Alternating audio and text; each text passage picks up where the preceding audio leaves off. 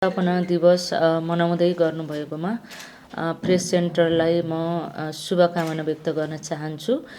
आगामी दिनमा प्रेस सेन्टरको थप उत्तर प्रगतिको पनि कामना गर्न चाहन्छु र यस अवसरमा यहाँहरूले अत्यन्तै राम्रो कार्यक्रम आयोजना गर्नुभएछ। म यसका लागि पनि सम्पूर्ण टिमलाई म धेरै धेरै धन्यवाद दिन चाहन्छु। किनभने प्रतिनिधि सभाका प्रत्यक्षतर्फको उम्मेदवार, समानुपातिक उम्मेदवार, राजनीतिक दलले एउटै स्थलबाट आफ्ना आफ्ना एजेन्डा, आफ्ना आफ्ना घोषणापत्र प्रस्तुत गर्ने जुन मौका यहाँ राख्नुभयो, यो आफैमै अत्यन्त महत्त्वपूर्ण रहेको हुँदाखेरि म यहाँहरूलाई धेरै धेरै धन्यवाद दिन चाहन्छु। र अब निर्वाचनमा पत्रकारको भूमिकाका विषयमा कुरा गर्दाखेरि पत्रकार भनेको राज्यको चौथो अङ्ग, समाज, देश, राष्ट्र रूपान्तरणको एउटा मुख्य अङ्ग भएको हुँदाखेरि यसको महत्त्वपूर्ण भूमिका छ देशका लागि, समाजका लागि, जिल्लाका लागि, नागरिकका लागि, राष्ट्रका लागि। र यहाँहरूले सूचनाहरू सम्प्रेषण गर्दाखेरि अघि भन्नुभएको थियो पूर्ववक्ताले, भ्युज नभई न्युजका लागि न्युज लेख्ने हैन। अर्को कुरा, सत्य, तथ्य, प्रमाण र डाटामा आधारित समाचारहरू लेख्ने र निर्वाचनलाई सफल, स्वच्छ, विश्वसनीय रूपमा अगाडि बढाउनको लागि यहाँहरूको महत्त्वपूर्ण भूमिका रहने पनि मैले देखेको छु। र मैले अस्ति भर्खरै राजनीतिक दलको बैठक राखेर दलबाट एक एकजना प्रतिनिधि माग गरेको छु। उहाँहरूले कहाँ कार्यक्रम हुँदैछ कार्यक्रमको जानकारी दिनुहुन्छ, उम्मेदवारको सुरक्षाका विषयमा जानकारी दिनुहुन्छ र कार्यक्रम गर्दाखेरि अनुमति जिल्ला प्रशासनसँग लिनुहुन्छ।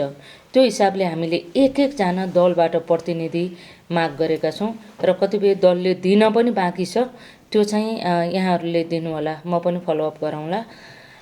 र मैले किन यो कुरा जोडेँ भने उहाँहरूसँगै तपाईँहरूले पनि हरेक दिन फोन गर्ने, कहाँ कार्यक्रम छ हैन, उम्मेदवारको सुरक्षा कस्तो भइरहेछ, पार्टीको कार्यक्रम कस्तो भइरहेछ हैन, पार्टीका एजेन्डाहरू के हुन्, कसरी समाचार सम्प्रेषण गर्ने, डाटाहरू के हुन्, सबै ती प्रतिनिधिहरू मार्फत यहाँहरूले डाटा सङ्कलन गर्नुभयो र समाचार लेख्नुभयो भने भ्युज भन्दा पनि न्युज, सत्य तथ्य कुराहरू बाहिर आउने, पार्टीका एजेन्डाहरू बाहिर आउने हुँदाखेरि स्वच्छ निर्वाचन गर्नको लागि यहाँहरूको महत्त्वपूर्ण भूमिका रहन्छ भन्ने कुरा म यहाँ राख्न चाहन्छु। र पत्रकारले पालना गर्नुपर्ने आचार संहिताका विषयमा मुख्य निर्वाचन अधिकृतको कार्यालयमा छलफल भइसकेको यहाँहरूलाई विदितै छ। र त्यो आचार संहितामा भएका कुराहरू यहाँहरूले पालना गर्नुभयो भने पक्कै पनि स्वच्छ निर्वाचन हुनेछ। र स्वच्छ निर्वाचन गर्नको लागि पत्रकारज्यूहरूले, दलले, दलका उम्मेदवारहरू हैन, सरकारी कर्मचारीहरू लगायत सम्पूर्णले पालना गर्नुपर्ने आचार संहिताहरू छन्। सबैले आफ्ना आचार संहिता पालना गर्यौँ भने पक्कै पनि स्वच्छ, विश्वसनीय निर्वाचन गर्न हामी सक्छौँ। र पत्रकारले पालना गर्नुपर्ने आचार संहितामा दलहरूले सशुल्क उहाँहरूलाई प्रयोग गर्नुपर्ने कुराहरू छ, निशुल्क होइन, सशुल्क। र अडियो भिडियो गर्दाखेरि दिनमा 4 पटक मात्रै गर्न पाउने, त्यो पनि एक घन्टाको ग्यापमा गर्नुपर्ने। 1 घन्टाभित्र 4 पटक गर्छु भन्न पाइएन कि, एक घन्टाको ग्यापमा गर्नुपर्ने र त्यो चाहिँ 1 मिनटभन्दा बढीको हुन नपाउने भन्ने खालको छ। र मैले आचार संहिताका विषयमा कुरा गर्दाखेरि पछिल्ला दिनमा निर्वाचन आयोगले धेरै उम्मेदवारहरूलाई स्पष्टीकरण सोधिरहेको अवस्था छ। त्यस कारणले गर्दा उम्मेदवार, समानुपातिक उम्मेदवार, प्रत्यक्ष उम्मेदवार, दलका उम्मेदवार सबैले आचार संहिता पालना गरेर यस जिल्लामा स्वच्छ रूपमा निर्वाचन सम्पन्न गर्न यहाँहरूको भूमिका रहनेछ। र त्यस्तै गरी पत्रिकामा राख्दाखेरि 4 कोलम 25 cm उचाइको समाचार राख्न पर्ने कुराहरू पनि छ होइन। हाम्रो उम्मेदवारको एकदमै हाइलाइट गर्छौँ भनेर पेजभरि राख्न नपाउने त्यो कुरा चाहिँ आचार संहितामा रहेको हुँदाखेरि त्यो आचार संहिता अनुसार नै यहाँहरूले चाहिँ समाचारहरू सङ्कलन गर्नुहुनेछ र यहाँहरूको अत्यन्तै महत्त्वपूर्ण भूमिका छ। र विदेशी सञ्चार माध्यमहरू प्रयोग गर्न नपाउने कुराहरू पनि आचार संहितामा छ र तपाईँहरू यहाँ समाचार सङ्कलन गर्नुहुन्छ, यहाँका स्थानीय पत्र पत्रिका अनलाइनबाट तपाईँहरूले निकाल्नुहुन्छ, तपाईँहरूले राष्ट्रिय सञ्चार माध्यममा पनि पठाउनुहुन्छ, त्यो ठिक छ।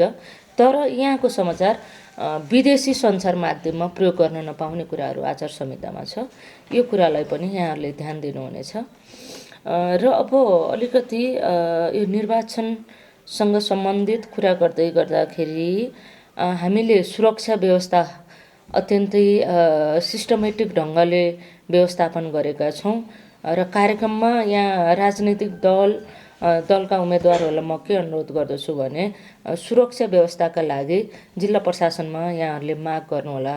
हामी कार्यक्रम गर्दाखेरि र्याली गर्छौँ, जुलुसहरू हुन्छ होइन, त्यहाँ कुनै पनि अप्रिय घटना नघटोस् भन्नका लागि यहाँहरूले सुरक्षा व्यवस्थाका लागि जिल्ला प्रशासनमा माग गर्ने र हामी जिल्ला प्रहरीमा लेखी पठाउँछौँ र त्यसरी सुरक्षा व्यवस्था यहाँहरूलाई रहनेछ। र अहिले पछिल्ला दिनमा यहाँहरूले कतिको याद गर्नुभएको छ, उम्मेदवारलाई नै सुरक्षा थ्रेट चाहिँ बढेको छ पछिल्लो समय। जस्तो हामी झापाको उदाहरण हेरौँ होइन, हाम्रो पूर्व प्रधानमन्त्री केपी शर्मा ओलीज्यूलाई पनि थ्रेट हुनसक्छ, उहाँ पर्सनली भने बालेन शाहलाई नि पर्सनली पनि थ्रेट हुनसक्छ। यो पछिल्लो दिन उम्मेदवारलाई सुरक्षा चुनौती भएको हुँदाखेरि यहाँहरूले आवश्यक सुरक्षा व्यवस्थाका लागि कार्यक्रमहरूमा माग गर्नुभयो भने सोही बमोजिम हामीले उम्मेदवार र सम्पूर्ण सुरक्षा व्यवस्था गरेका छौँ। हामीले प्लान छ हाम्रो होइन, एउटा योजना बनाएका छौँ, कहाँ चाहिँ आर्मी खटिन्छ, कहाँ सशस्त्र खटिन्छ, कति दिन अघि खटिन्छदेखि लिएर सबै हाम्रो प्लानहरू छ।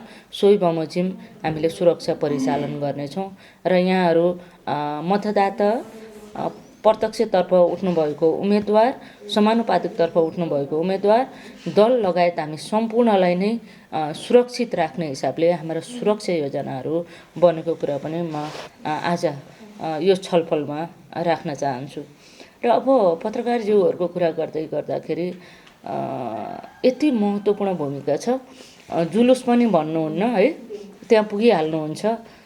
जस्तो हेरौँ न, हामी त्यो तिनकुनेको घटना हेऱ्यौँ भने त्यो भवनमै कसरी जलेर पत्रकारको मृत्यु भएको थियो, आफ्नो ज्यानको बाजी थापेर होइन। यहाँहरूले समाचारहरू सङ्कलन गर्नुभएको छ, सम्प्रेषण गर्नुभएको छ, यो अत्यन्तै महत्त्वपूर्ण कुरा हो।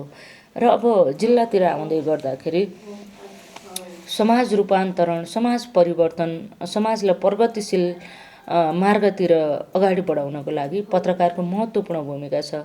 उहाँहरूले कलमको माध्यमबाट सामाजिक, आर्थिक, राजनैतिक, सांस्कृतिक, पर्यटकीय लगायत विभिन्न क्षेत्रहरूमा चाहिँ उहाँहरूले रूपान्तरण गर्नलाई कलम चलाउनुहुन्छ।